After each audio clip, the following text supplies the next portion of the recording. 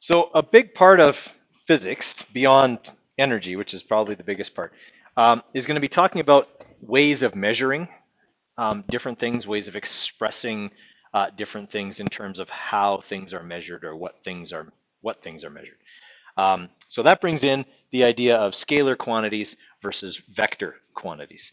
Okay, so we need to understand that there are many ways of measuring how far apart and how fast objects are going. Okay, we need to differentiate between distance, displacement, speed, and velocity, because probably up until today you thought speed and velocity were the same thing. Okay, they're actually not. They're similar, but they're not quite the same thing. And then obviously be able to solve problems related to motion. So we're going to be moving into some more algebra and math stuff after Christmas. So you're going to need to make sure you always have your calculator with you after Christmas. I said Christmas, didn't I? Easter, after Easter. No, it's not winter, it's spring. Okay.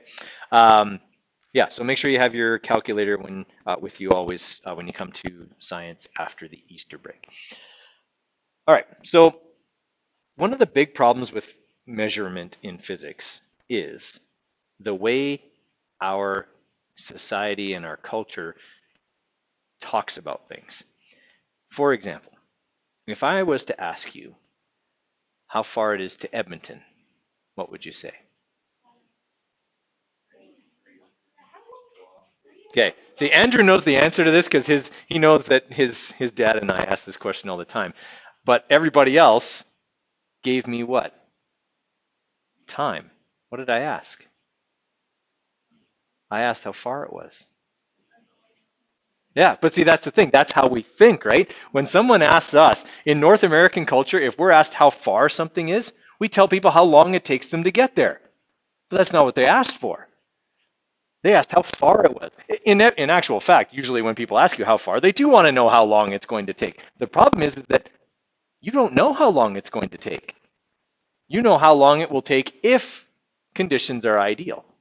It's 3 hours to Edmonton if there's no construction, no stormy weather, no idiots on the road. So basically, it's never 3 hours. Okay, it's never 3 hours to Edmonton because there's always some combination of all three of those things. Okay, what determines how long it takes to get to Edmonton is my speed, which can vary, and actually how far apart Calgary or Okotoks and Edmonton are. Okay, that number never changes. Okotoks and Edmonton are always the same distance apart. Okay, and so when I ask how far is it to Edmonton, I'm actually looking for 350 kilometers. Okay, how far is it? All right, so what we have to do, our first kind of challenge here, is to overcome these preconceptions that we have based on how our society talks about distance. Our society doesn't talk about distance the right way. It talks about it like it's time. If anyone ever told, if I asked like, oh, how far is it to Calgary, and they're like, it's approximately 30 kilometers, I would not get out. Yeah, Never see it. but that's exactly it, right? But when we say how far, I mean, how far is supposed to be a measure in length, right? How long does it take is, okay, it's 30 minutes, right? So the problem is that I sometimes even get people on a unit exam when I say, here's some information, how far did the object go? They tell me how long it took, right? That we're so ingrained that how far means how long that we have to really overcome that, okay? And it can burn you sometimes, okay? A buddy and I, when we were hiking we were doing a backpacking trip in Kootenay National Park, and we had this really long day. It was almost 30 kilometers. We went over 2 different passes, and it was very late in the day already. It was like after 5 o'clock, and we weren't at the campground we thought we should have been at already. Now, we were pretty sure we weren't lost, but at the same point, we were like, we're not this slow, are we? Like, we should really be there already. And so we kind of sat down, we were looking at the map, and we were trying to figure out exactly where we are and how far and how long it will take for us to get to the campground. And while we're doing that, this guy, who now in retrospect, okay, he comes bebopping up the hill, like he is just moving, and he's carrying a pack just as big as ours, okay, but he's motoring, like running, almost running, jogging up the hill, carrying 60 pounds worth of gear, and he's just going. And we're like, we waved to him, we're like, hey, we figured we're supposed to be at Tumbling Creek Campground already. Did you come from there? He's like, oh yeah, it's like 20 minutes down the path. And we're like, sweet, it's only 20 minutes, put our packs back on. We can finally get there, get some fresh water, get something to eat, get our packs off, and set up the tent and whatever else. And so we're walking. Well, It's an hour later when we get there. And we were going downhill. He was going uphill. He told us 20 minutes. So when we get to the campground, we are like, if I wasn't so tired and slow, I would go and find that guy because he lied to us. He said only 20 minutes. And then, once we got some food in us and we're thinking straighter because we're both physics teachers, we're like, that guy was probably a Navy SEAL. I mean, he had like all the camo gear. He looked like, in fatigues and, running uphill, carrying way more weight than he should have been carrying. He was probably out just training. And here we are after 30 kilometers, dead tired, and slow, and, we're out of shape teachers on their summer vacation. So yeah, he told us 20 minutes. He shouldn't have told us how long it took him. He should have told us how far it was, because that didn't depend on the fact that he was in way better shape than we were. Okay? When you tell somebody time, it may not be right. Okay? We asked, oh, how far is it? And he told us 20 minutes. Okay? Yeah.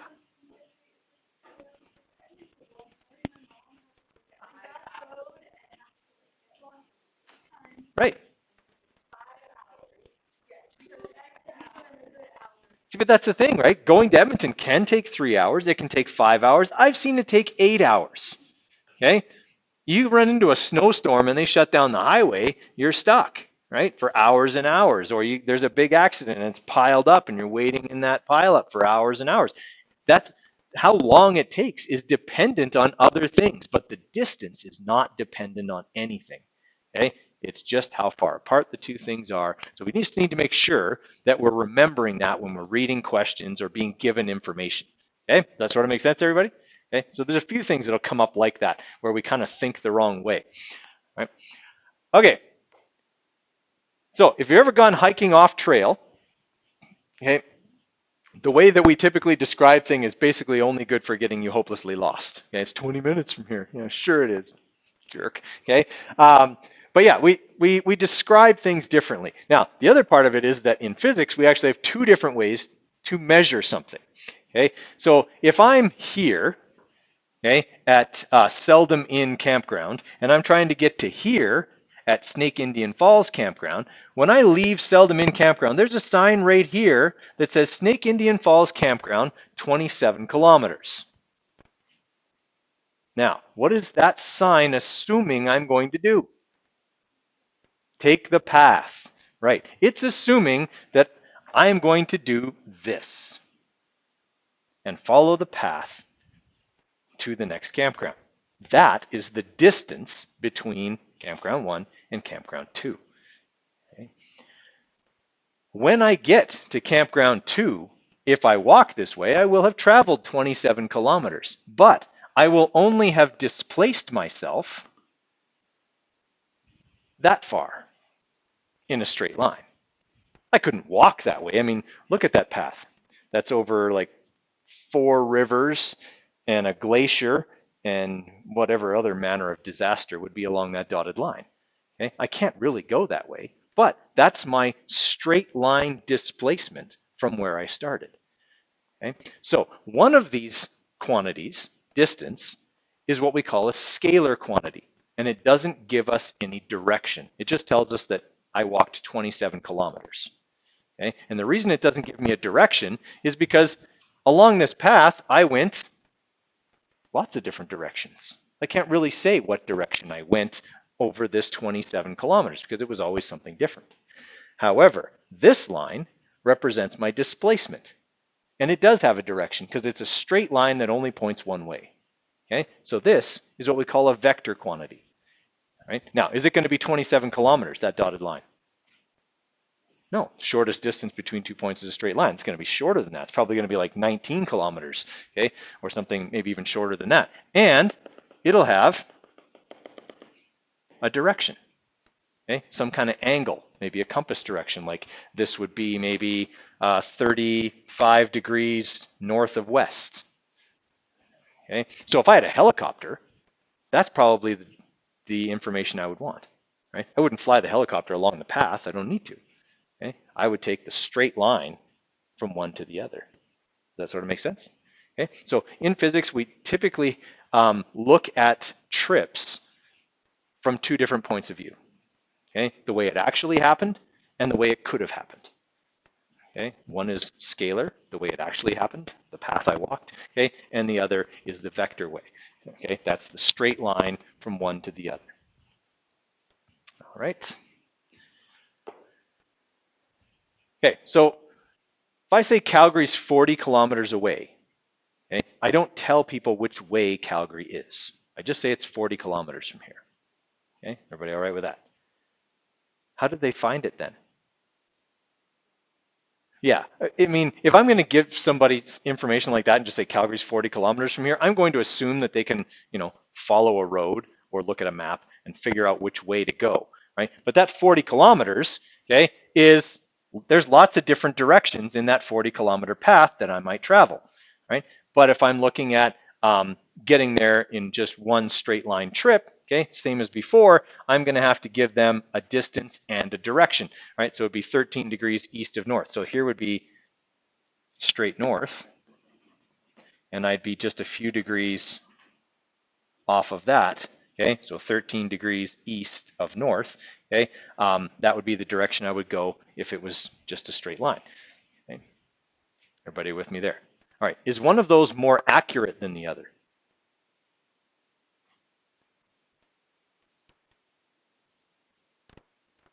If I tell somebody Calgary's 40 kilometers from here, and I tell another person Calgary's 40 kilometers, 13 degrees east of north from here, is one of those more accurate? We want to say yes, but in actual fact, they're not. One's more descriptive. Accuracy has to do with my measurement. Okay, so 40 kilometers is accurate to plus or minus 1 kilometer. Okay, because I don't have a decimal on there, right? So the last number that I measured is a full kilometer. So I know that when I tell somebody that, I've actually told them Calgary is somewhere between 39 and 41 kilometers from here. It's 40 kilometers plus or minus 1 kilometer. If I tell them Calgary is 40.1 kilometers, that's more accurate because I've measured this value to the nearest 100 meters instead of the nearest kilometer. So when I tell them this, I'm telling them Calgary is between 40 and 40.2 kilometers from here. That's a much greater accuracy. That's only 200 meters versus 2 kilometers. Okay, everybody kind of follow me there? Okay, so accuracy has to do with how we measure, not what information we give. Okay, a vector quantity can actually be less accurate. Okay, if I'd have said that Calgary's 40.1 kilometers, not given a direction, and then told the other person it's 40 kilometers at 13 degrees east of north, this is the less accurate number because I didn't measure it as closely as I measured this one. Okay, so accuracy has to do with how you measure something, not whether you give directions or not. Okay, certainly giving directions is more helpful, it's more descriptive, but it isn't necessarily more accurate. Okay, so accuracy comes from measurement. All right, so scalar descriptions, okay, scalar quantities, all scalar quantities just give a magnitude, right? They tell me how many, how much, how big, how far, okay?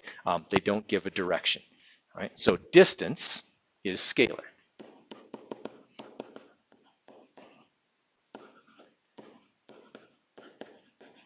Okay, because I would just say 40 kilometers, right? Similarly, mass. Mass is scalar, okay? If I tell somebody my mass, I say it's 75 kilograms. I don't say 75 kilograms up or down or sideways, okay? My mass doesn't have a vector. My mass is how much of me there is. There's no direction on that, okay? What about time? Does time have a direction?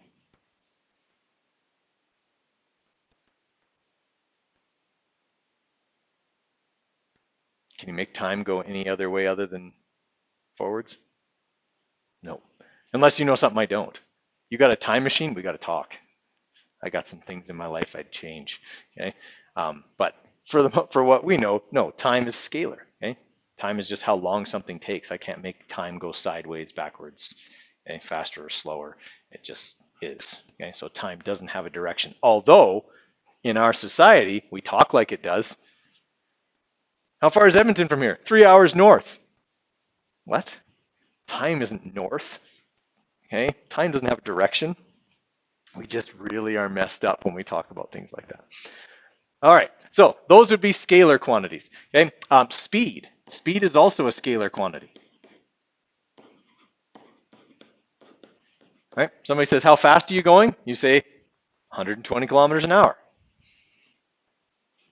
Okay, I don't give a direction. I just give how fast I'm going. Now, these have vector counterparts. Okay, the vector counterpart of distance is displacement. Right? We talked about that right here. Okay, if I give the displacement, that would be 40 kilometers at 13 degrees east of north. Okay, the vector version of speed is velocity.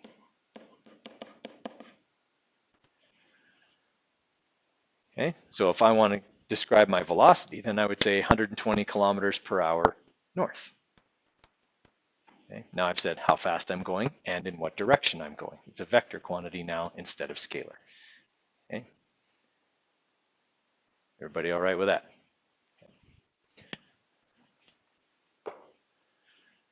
All right, I want to erase some of this. Okay. So we're going to kind of look at that in terms of this trip here. So let's say that I want to walk from my house to Walmart, Wally World. Okay, I want to walk from my house to Walmart.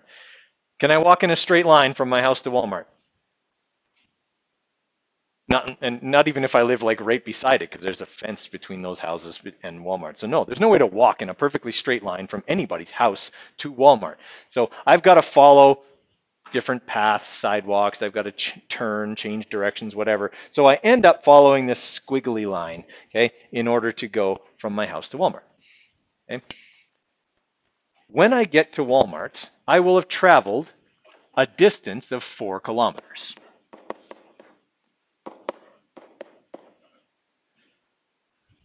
But am I actually 4 kilometers from my house? No. Okay, I'm going to be a much smaller distance from my house. Let's say that this straight line here, which would represent distance or displacement? Displacement. Okay, this is the distance I traveled. It's how far I had to walk. Okay, that's how far I went. Distance is how far. Okay, displacement is how far in a straight line and in what direction are you from where you started. Okay, much more descriptive. So my displacement, okay, which is d with an arrow over top, okay, might be only, I don't know, let's say 2.7 kilometers at 30 degrees south of east. Okay, so I walk to Walmart and both of these things are true. I have to walk 4 kilometers to get there. That's the total distance I travel. Okay, and I end up 2.7 kilometers, 30 degrees south of east in a straight line from my house. Okay, so both of those things are true. They're looking at this trip from different points of view. Okay. All right. The trip takes me a half an hour.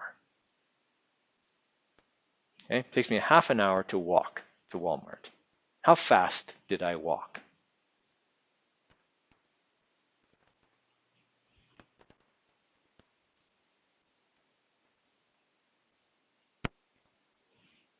Eight kilometers an hour. How'd you figure that out? Okay, it's 4 kilometers and it took me, 30 minutes or a half an hour. So if I'd have kept walking for another half an hour, I would have gone 8 kilometers. So I would have got 8 kilometers per hour. Okay, mathematically, we figured that out like this.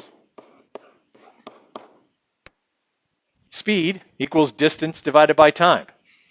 Okay, I take my distance, 4 kilometers, and I divide it by my time, 1/2 hour. Well, 4 divided by 1/2 is 8 kilometers per hour.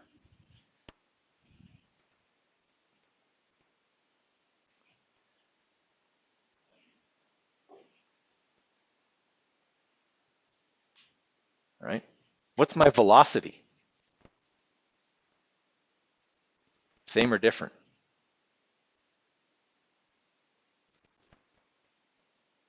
It's different. Okay, my velocity is only concerned with the vector part of this. Okay, how far or how fast in that straight line did I go? All right, so to calculate my velocity, so that's v with the arrow over top, I take my displacement and divide it by the time. The only thing that's the same here is time. It's half an hour. Right, so my displacement was 2.7 kilometers at 30 degrees south of east. And I'm dividing that by half an hour. So what I end up with is 5.4 kilometers per hour at 30 degrees south of east. Okay, same direction. It's the same trip. Okay, so my velocity and my displacement, they always have to have the same direction because they're talking about the same line.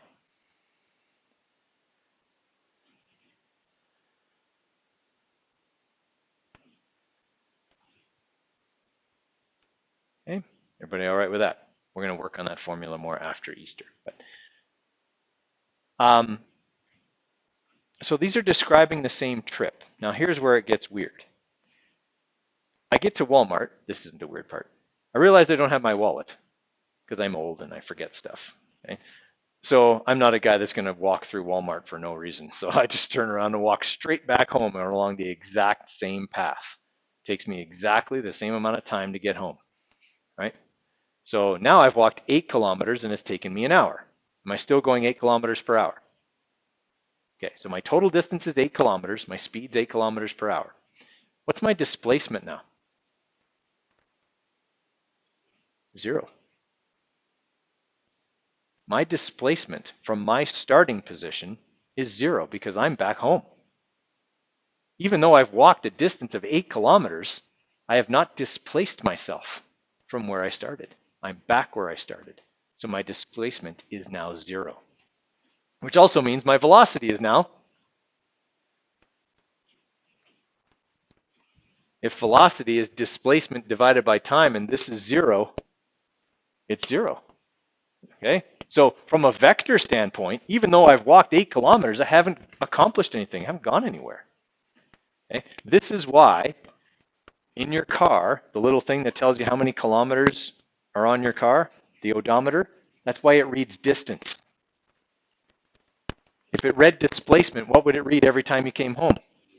No, it wouldn't read 0. It would read how far you are from the dealership you bought it at. Think about it.